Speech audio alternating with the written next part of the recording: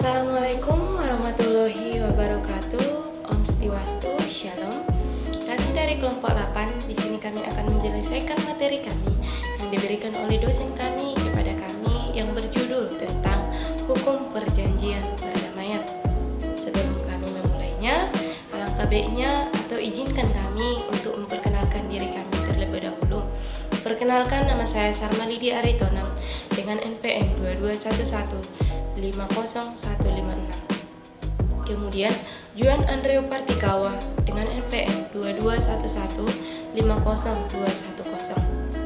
Selanjutnya Monica Sari Situmeng dengan NPM 221150038. Dari hukum perjanjian perdamaian kita sering tahu atau sering kita dengar atau sering kita ketahui, bahkan sering kita lakukan dalam segi perjanjian ataupun dari segi perdamaian. Nah, untuk lebih lanjut, saya akan menjelaskan tentang pengertian hukum perjanjian perdamaian. Di dalam buku 3 mengatur tentang suatu persetujuan yang bersifat memberhentikan suatu keraguan-keraguan tentang isi suatu perhubungan hukum antara kedua belah pihak. Persetujuan ini dinamakan danding, sehingga dapat diusulkan atau dapat diterjemahkan menjadi persetujuan perdamaian. Dari persetujuan perdamaian ini, kata perdamaian artinya pemberhentian permusuhan. Damai artinya tidak bermusuhan, keadaan tidak bermusuhan, berbaik kembali, tentram, aman. Berdamai artinya berbaik kembali, berunding untuk menyelesaikan perselisihan. Mendamaikan artinya memperdamaikan, yang dimana menyelesaikan permusuhan, perundingan supaya mendapat persetujuan. Di dalam perdamaian, di dalam yang diatur dalam pasal 1851 sampai dengan pasal 1864 KUH Perdata, pengertian perdamaian pasal 1851 merumuskan perdamaian yaitu suatu persetujuan dengan kedua belah pihak dengan menyerahkan atau menjanjikan atau menahan suatu barang, mengakhiri suatu perkara yang sedang tergantung ataupun mencegah timbulnya suatu perkara. Nah, kemudian pengertian perdamaian dari rumusan sebelumnya dapat disimpulkan bahwa perdamaian merupakan suatu perjanjian yang disepakati kedua belah pihak dengan tujuan mengakhiri suatu perkara yang dalam proses atau mencegah timbulnya suatu perkara. Menurut doktrin atau subjektif, perdamaian merupakan perjanjian formal karena diadakan menurut suatu formalitas tertentu. Bila mana perdamaian tidak mengikat dan itu dianggap tidak sah. Nah, agar perjanjian perdamaian dinilai sah menurut hukum, syarat memenuhi atau memenuhi syaratnya yaitu satu, memenuhi ketentuan pasal 1320 KUH Perdata, yaitu sepakat mereka yang mengikatkan dirinya atau kecakapan untuk membuat suatu perikatan, suatu hal tertentu dan suatu sebab yang halal. Di dalam pasal 1851 ayat 2 KUH Perdata menentukan perjanjian perdamaian dibuat secara tertulis. Mengenai hal ini, menurut Wirjono Prodokirdo atau Prodikakoro yang dibuat dengan tulisan tidak selalu berupa akta, melainkan dianggap cukup apabila ada surat menyurat antara kedua belah pihak. Selanjutnya, harus ada perselisihan kedua belah pihak dan harus ada timbal balik dalam hal pengorbanan dari para pihak.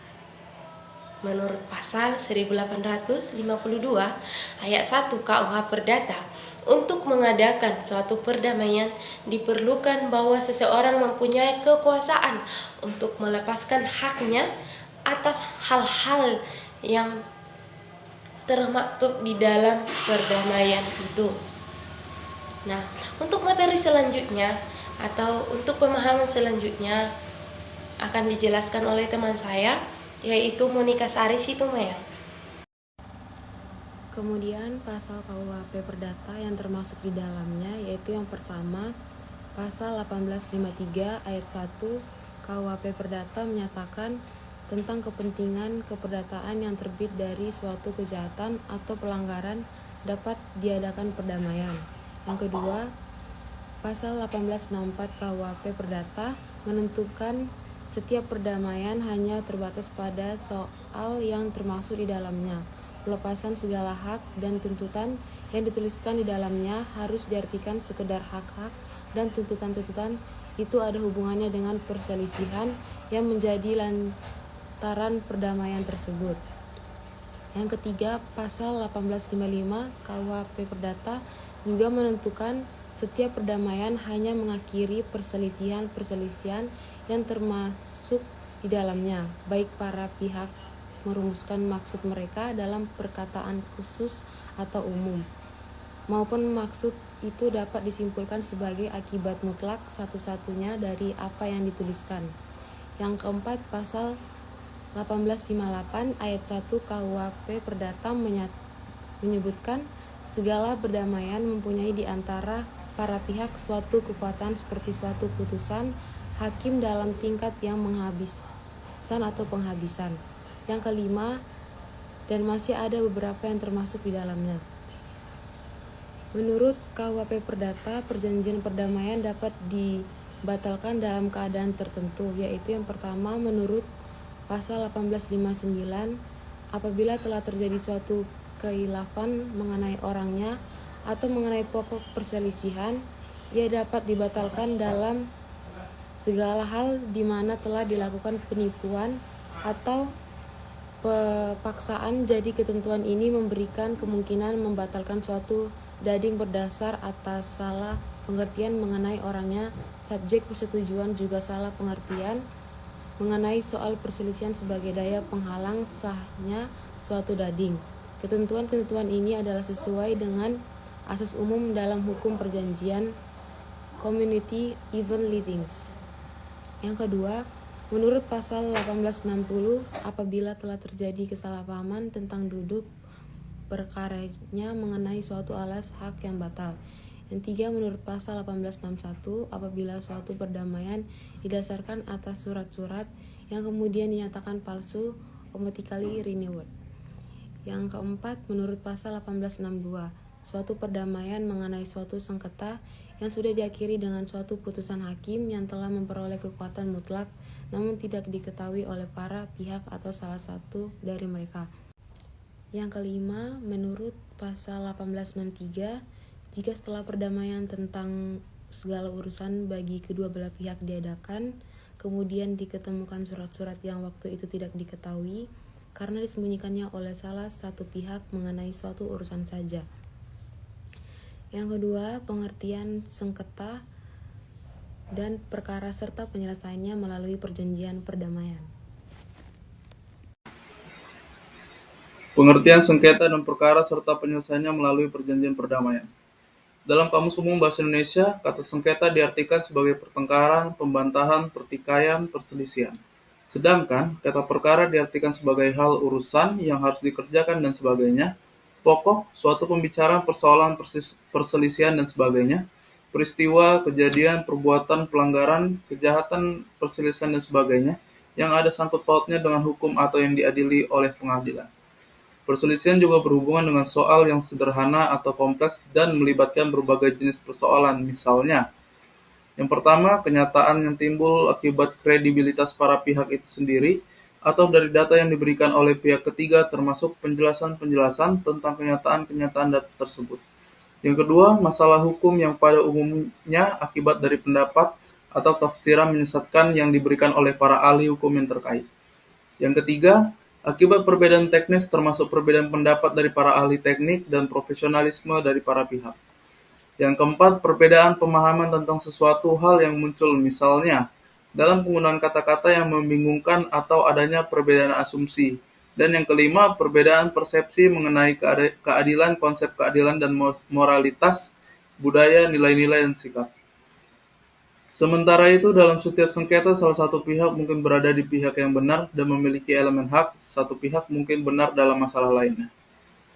Faktor-faktor yang dapat mempengaruhi sikap para pihak dalam sengketa dan yang dapat mempengaruhi cara penyelesaiannya, misalnya yang pertama, implikasi keuangan dan ekonomi, yang kedua, masalah prinsip dapat menjadi pertentangan, yang ketiga, persepsi tentang kewajaran dan keadilan, yang keempat, tuntutan dan pembelaan dapat dibuat secara cermat, yang kelima, adanya masalah yang mempengaruhi kebebasan atau yang berkaitan dengan status individu.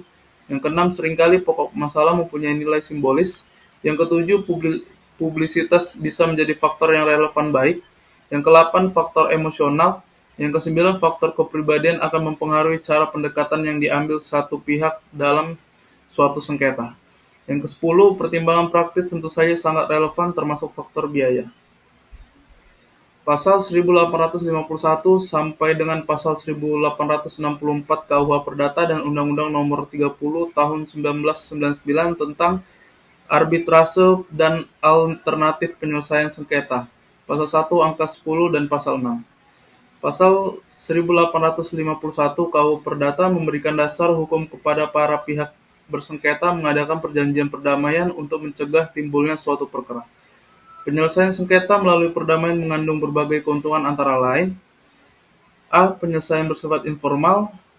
B. Yang menyelesaikan sengketa para pihak sendiri. C. Jangka waktu penyelesaian pendek. D. Biaya ringan.